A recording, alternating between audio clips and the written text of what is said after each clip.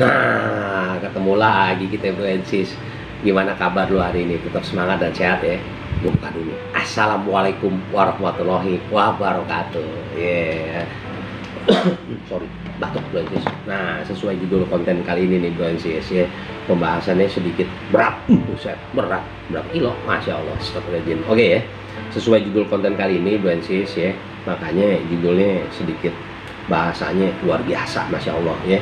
Sis, kausalitas adalah, nah dari pertanyaan lu yang masuk biasa Francis, makanya naik konten judul kali ini, sis kausalitas adalah, nah oke ya, gue bacain nggak panjang lebar Francis ya. Oke.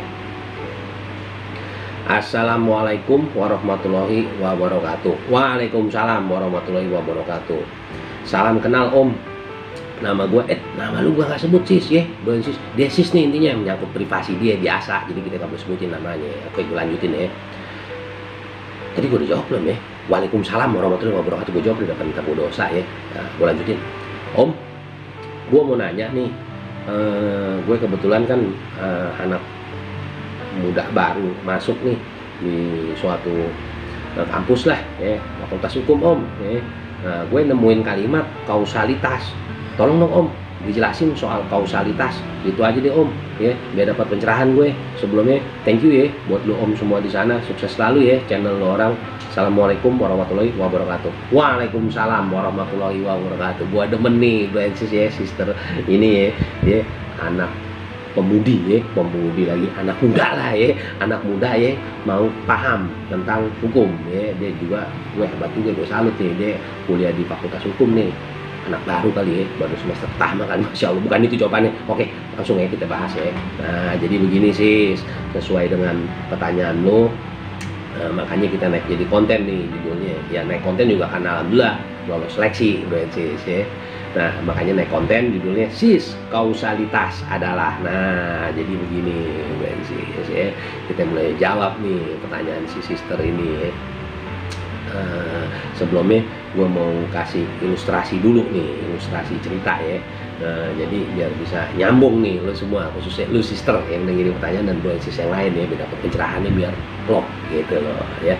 Jadi kausalitas ya. Jadi ajaran atau kalimat kausalitas tuh ajaran ya. Ajaran kausalitas adalah ajaran tentang sebab akibat untuk delik material. Permasalahan sebab akibat menjadi sangat penting ya.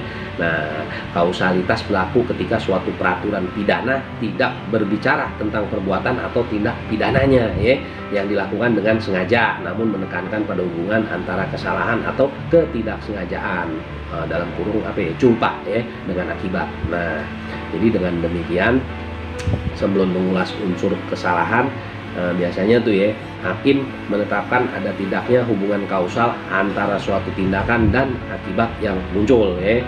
Nah, jadi ajaran kausalitas menentukan pertanggungjawaban untuk delik yang dirumuskan secara material, mengingat akibat yang ditimbulkan merupakan unsur dari delik itu sendiri ya. Gitu ya, gue khususnya lu nih sister yang ngirim pertanyaan dan naik di konten ya. Nah, gue kasih ilustrasi dulu tapi sebelumnya ya. Nah, contoh nih, umpama ada seorang, mohon maaf, asisten rumah tangga deh ya, yang sebenarnya ternyata selama dia kerja dia dibenci nih sama majikannya ya. Nah, terus tanpa berpikir bagaimana si majikan ya, dari pas waktu kebetulan hujan nih ceritanya ya, dia nyuruh nih si asisten rumah tangganya ya, dia suruh untuk pergi ya. Nah, ternyata pas dia pergi ini ilustrasi nih tapi Bu Ensis ya, khususnya Lusis ya. Nah, pas dia pergi disuruh sama majikannya ini, tiba-tiba dan rintik-rintik, terus banyak kilat menyambar, petir ya. Nah, terus dilalah nih, Masya Allah ya, amit-amit langsung balik ya. Nah, ini pembantu disambar petir. Nah, ya disambar petir. Nah, ternyata pembantu ini akhirnya, mohon maaf, asisten rumah tangga ini meninggal. Nah, ini ilustrasi kayak gitu ya. Jadi majikannya kesel, namanya asisten rumah tangga disuruh pas saat hujan ya. Nah, karena ini majikan ini udah kesel sama ini asisten rumah tangga, emang udah ada niat tuh ya, udah ada niat, makanya gue suruh deh nih, biar sambar petir nih, pama gitu ya. Ini ilustrasi nih. Nah, tapi tiba-tiba memang ternyata Masya Allah terjadi nih. Nah, kalau seperti itu ya, bagaimana tuh ya? Nah, jadi kan artinya jelas tuh, ternyata benar pembantunya itu asisten rumah tangga yang disambar petir, ya, nggak akhirnya meninggal dunia. Nah, itu masuk tuh menurut 3 teori kausalitas ya, teori conditional sine qua non atau teori individualisasi dan teori generalisasi. Nah, pertanyaannya dari hasil ilustrasi tadi gue ceritain nih, apakah majikan tersebut dapat ditanggungjawabkan atas matinya si meninggalnya si asisten rumah tangga pembantu tersebut ya. Nah, nyambung tuh kayak tadi penjelasan gue sama teman-teman di awal tadi ya, infografis mengenai kausalitas ya, basis khususnya lu ya. Nah, jadi kita mulai ya, kita bahas ya. Jadi gini, basis khususnya lusis ya. Nah, jadi dengan demikian sebelum menguras unsur kesalahan, tadi itu udah tuh ya mengenai hakim atau ya tadi di awal nggak salah soalnya udah ya. Jadi ajaran kausalitas menentukan pertanggungjawaban untuk delik yang dirumuskan secara material, mengingat akibat yang ditimbulkan merupakan unsur dari delik itu sendiri ya, balik ke itu tadi ya. Nah, seperti tindak pidana pembunuhan ya, di mana tidak ada perbuatan pidana pembunuhan jika tidak ada akibat kematian dari perbuatan tersebut. Sebagai contoh pasal 338 ya, Kitab Undang-Undang Hukum Pidana ya, yang bunyi kayak gini nih sis, khususnya yang ngirim pertanyaan nih, bukan sis yang lain ya. Barang siapa dengan sengaja merampasnya orang lain diancam karena pembunuhan dengan pidana penjara paling lama 15 tahun ya. Dalam kasus tadi tuh yang gue ceritain ilustrasinya ya, diduga terdapat tindak pidana yang mengakibatkan hilangnya nyawa si pembantu tadi, itu asisten rumah tangga tadi ya. Karena kenapa? Kesambar petir ya. Nah, masya Allah. Nah, baliknya ke mengenai teori kausalitas yang lu tanyain tuh sis ya. Nah, ini berikut penjelasannya nih. Nah, jadi satu ya, teori teori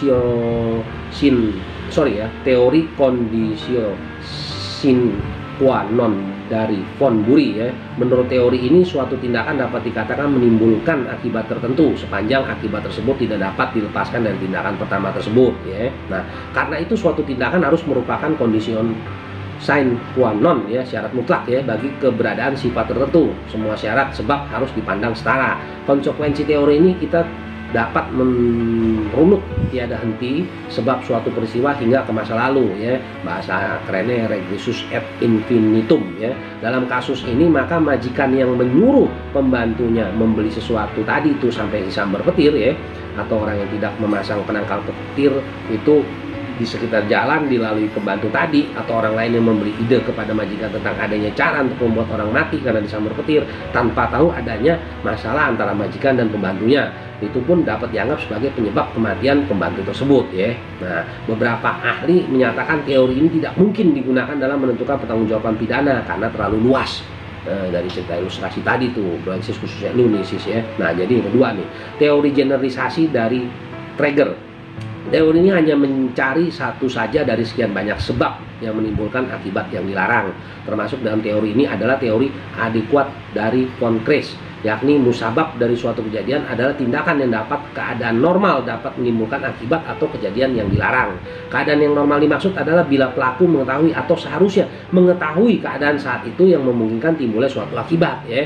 Dalam hal ini menurut gue sama teman-teman maka harus diselidiki lebih dahulu ya, apakah majikan tadi tuh yang ilustrasi cerita tadi ya, memiliki pengetahuan bahwa jika keadaan hujan dan terdapat petir maka besar kemungkinan orang berjalan di bawah hujan dapat tersambar petir ya. Nah, keadaan saat itu memang hujan nih ya, sesuai ilustrasi cerita tadi ya, dengan petir menyambar namun dia tetap meminta pembantu keluar suruh beli barang dia atau yang disuruh tadi ya. Jika iya maka majikannya dapat dinyatakan menjadi musabab objektif dari meninggalnya pembantu akibat tersambar petir karena tidak adanya sebab lain ya. Nah, memang kelalaian pembantu yang melewati jalan di bawah guyuran hujan seperti cerita ilustrasi tadi ya, dengan menggunakan sebab yang lain ya, seperti mungkin dia pas lagi jalan tadi itu kena sambar petir karena apa ya, karena dia mungkin megang handphone si asisten rumah tangga tadi ya, atau yang lainnya ya bisa menyebabkan ya sambaran petir ya. Nah, kalau itu yang terjadi, kelalaian si asisten rumah tangga itu yang menjadi musabab dirinya tersambar petir sendiri. Nah, itu ya. Nah,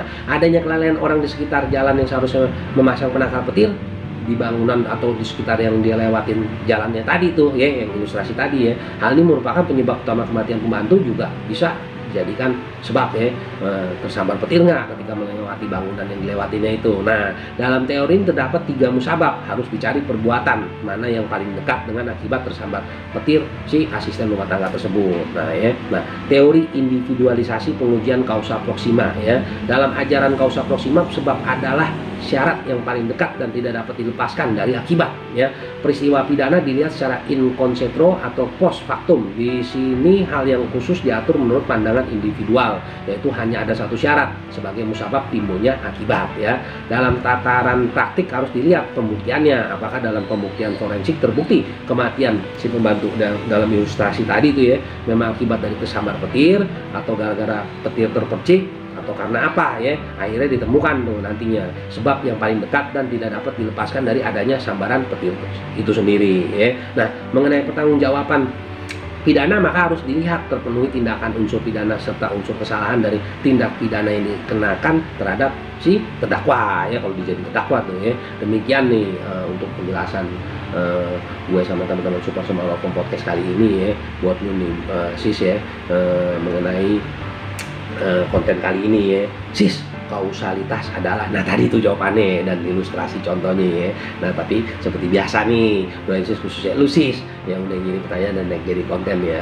Mengenai untuk konten kali ini tuh kita mengacu sama dasar hukumnya, kita Undang-Undang Hukum Pidana, terus referensi dari buku Edi O.S. Arits ya, prinsip-prinsip hukum pidana edisi revisi Yogyakarta, ini terbitin di oleh penerbitnya Cahaya Atma tahun 2016. Bukunya bagus, beli tuh ya. Dan bukunya Jan Remeling, Hukum Pidana, komentar atas pasal-pasal terpenting dari kitab Undang-Undang Hukum Pidana Belanda dan tandanya dalam kitab Undang-Undang Hukum Pidana Indonesia yang terbitin di Jakarta, penerbitnya Gramedia Pustaka Utama tahun 2003. Nah, jadi artinya Bu Ensis, khususnya lu nih sis yang ngirim pertanyaan nih, asal gue belum beli nih ya, mengenai pertanyaan lu tentang kausalitas ya sis ya, makanya nih jadi konten ya. Juga buat sis yang lain yang mungkin juga bingung ya, mengenai kalimat kausalitas ya. Jadi artinya ajaran kausalitas adalah ajaran tentang sebab akibat ya. Kausalitas berlaku ketika suatu peraturan pidana tidak berbicara tentang perbuatan atau tindak pidananya yang dilakukan dengan sengaja, namun menekankan pada hubungan antara kesalahan atau tidak kesengajaan, culpa ya, gitu ya, dengan akibat ya, itu ya. Nah, jadi gitu.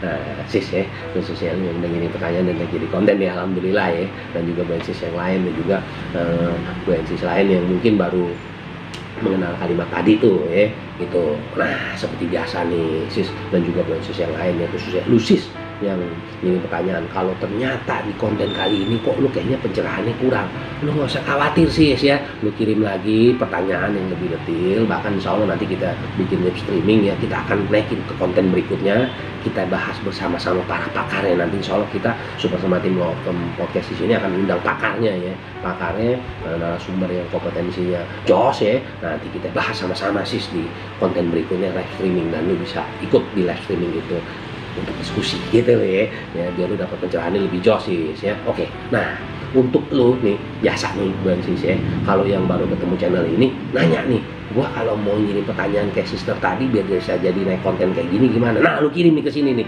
email kita nih, Super Semar Law Firm Super Semar Law Firm @gmail.com. Nih ada nih, lu screenshotnya buruan dah, kirim pertanyaannya ke sono. Nah, tapi ada syaratnya bukan sis ya.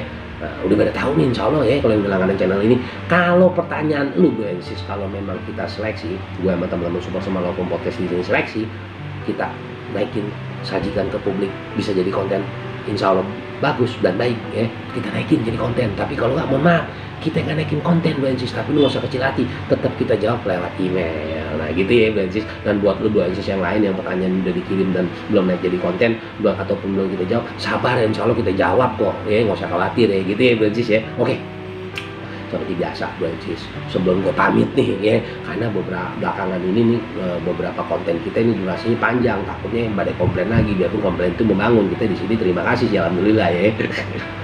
Bukan itu. Nah, sebelum gue pamit seperti biasa, Bro Ensis, khususnya Bro Ensis sekalian yang udah langganan channel kami ya. Jadi kita ucapin terima kasih ya, alhamdulillah karena lu udah pada percaya ya sama channel kami ya. Berarti lu artinya udah klik subscribe, udah klik loncengnya, dan lu udah dapat notifikasi. Nah, jangan lupa di share. Nah, biar apa? Biar Bro Ensis kita yang lainnya kebagian ilmunya Bro Ensis gitu ya. Jangan ngirit kuota, nanti nggak jadi pahala. Masya Allah, bukan itu, astagfirullah.